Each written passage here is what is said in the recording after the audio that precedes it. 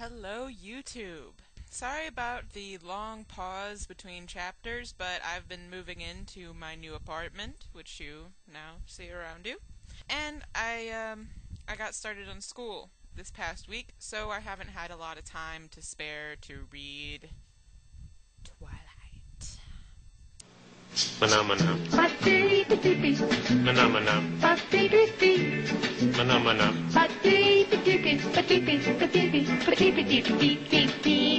Ella is lying there in a hospital bed, possibly with a concussion, having barely escaped with her life. And Edward comes in, smirking at her, and giving her a patronizing smile.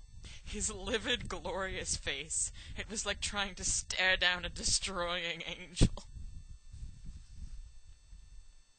I'm really loving the prose in this, you guys. I'm really loving it. Okay, that was a really short chapter, and there was not much to say about it. So, we are going to do Chapter 4, Invitations. I wondered to myself why no one else had seen him standing so far away, because he was suddenly, impossibly, saving my life. With chagrin. She uses chagrin a lot. I realized that the probable cause. No one else was aware of Edward as I always was. No one else watched him the way I did. How pitiful. Okay, so, there's this amazingly sexy boy in your teeny tiny little school, and nobody else is as aware of him as you are. Sure, honey. Sure, because, high school girls aren't at all prone to completely hopeless crushes.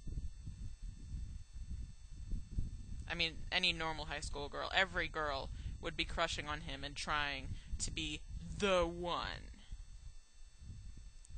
But we, of course, have to eliminate every impediment to Bella and Edward being together, because that's how true romance works. There's never any competition for the most gorgeous boy in class. Okay, once again, she's going back into depression. That's how she terms it, depression. Because this one boy is acting like a jerk to her. And she's miserable and having bad dreams and just feeling down all the time and just, oh no, okay, it's one guy in one class in your whole school. Get over it. This is not the end of the world. Oh, dancing was glaringly outside of my range of abilities. She's clumsy. We have a, character flaw. Actually, if you read a lot of fan fiction, you know that actually a lot of Mary Sue's, their biggest character flaw is clumsiness too. Because, it's a flaw without really being a flaw. Oh, and she also calls herself cowardly, but, I think we're all going to find out that that's just not true. So, even though, Bella calls herself cowardly, she really isn't. So, oh, she's humble. That's nice. I couldn't allow him to have this level of influence over me. It was pathetic. More than pathetic, it was unhealthy. Thank you! Thank you! Yes! You're right! You're absolutely right! It's absolutely unhealthy! They're having a fight. This is actually good. They're having a fight. And Bella's setting everyone up! She's such a good person! She's such a good person! She's setting all her girlfriends up with all the guys that wanted to ask her out. What a good person. Okay, how many times is she going to describe his face as perfect? This is getting really old. Okay, we know he's perfect. You can stop now. You can stop describing this perfect now. Okay, I can't help this, but okay, right here. It would be more prudent for you not to be my friend, he explained. But I'm tired of trying to stay away from you, Bella. His eyes were gloriously intense as he uttered that last sentence, his voice smoldering. I couldn't remember how to breathe. This is taking place outside of a school cafeteria. Not on a windswept moor, or, some sort of big mansion or anything, but outside a school cafeteria. Just... It's so campy. It's wonderful in a way, but the thing is, it's ruined by the fact that Meyer means us to take it completely seriously. But when you're, like, visualizing all this in your head, and it's taking place outside of a school cafeteria in the middle of, like, Hicksville nowhere, it's just, the camp is just delicious, and the author doesn't even realize it. I actually enjoyed this chapter. It was just... The fighting was great. And then we've got this, like, crazy campiness here. It's like the cherry on the sundae. You really should stay away from me, he warned. I'll see you in class.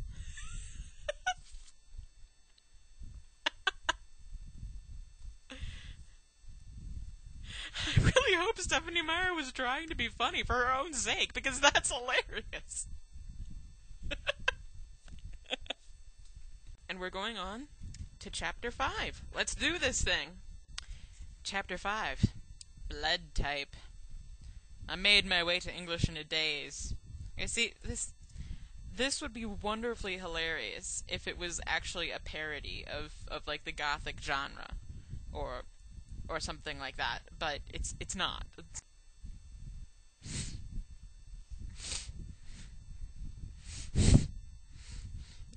It was hard to believe that someone so beautiful could be real. Watch me being mysterious and making cryptic statements to excite your mind. Their banter is so witty, you guys. So witty.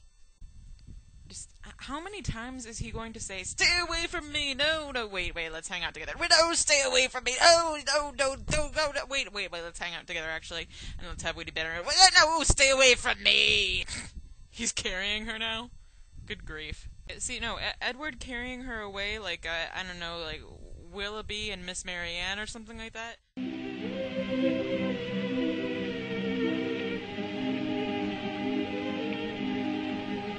He's so Byronic. Like, so utterly Byronic.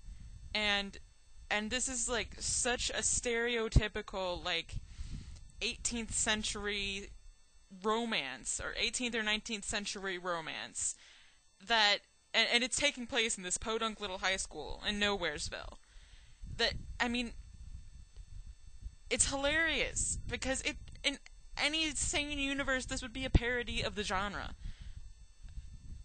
But it's not.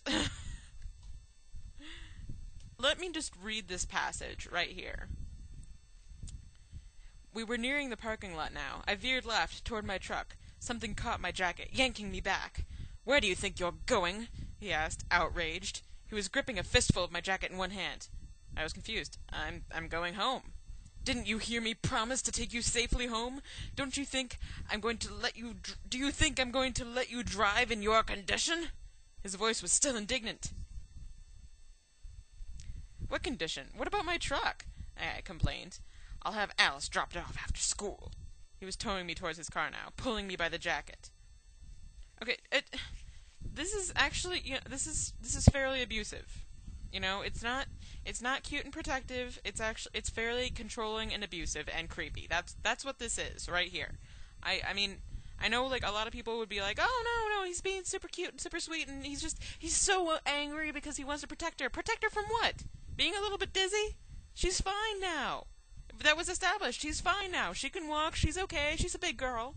I mean, for crying out loud. This is, good grief.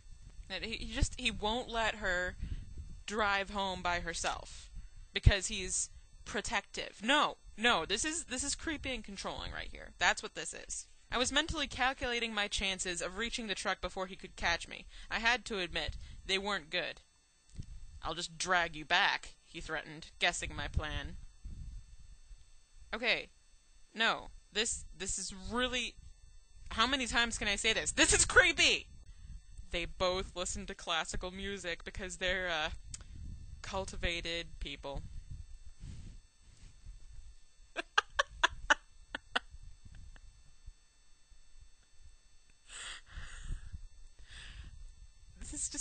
This is so pretentious and stereotypical. It's so hard to believe this is not a parody. It just... You know Debussy?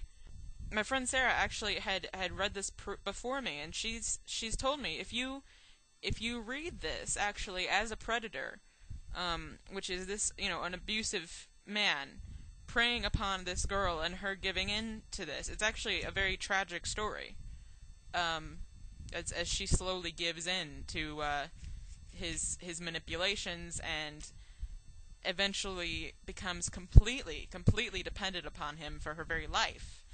And it's just, honestly, but it feels, the way he talks to her as if she's a little girl,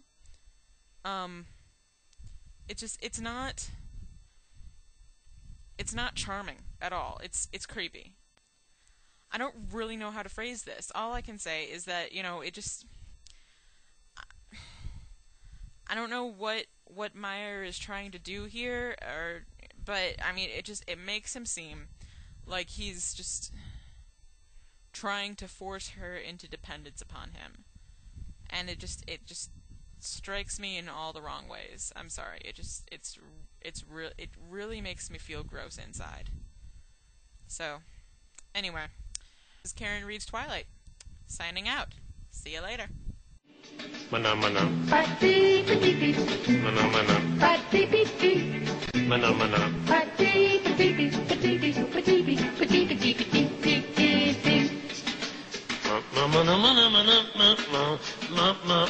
mana mana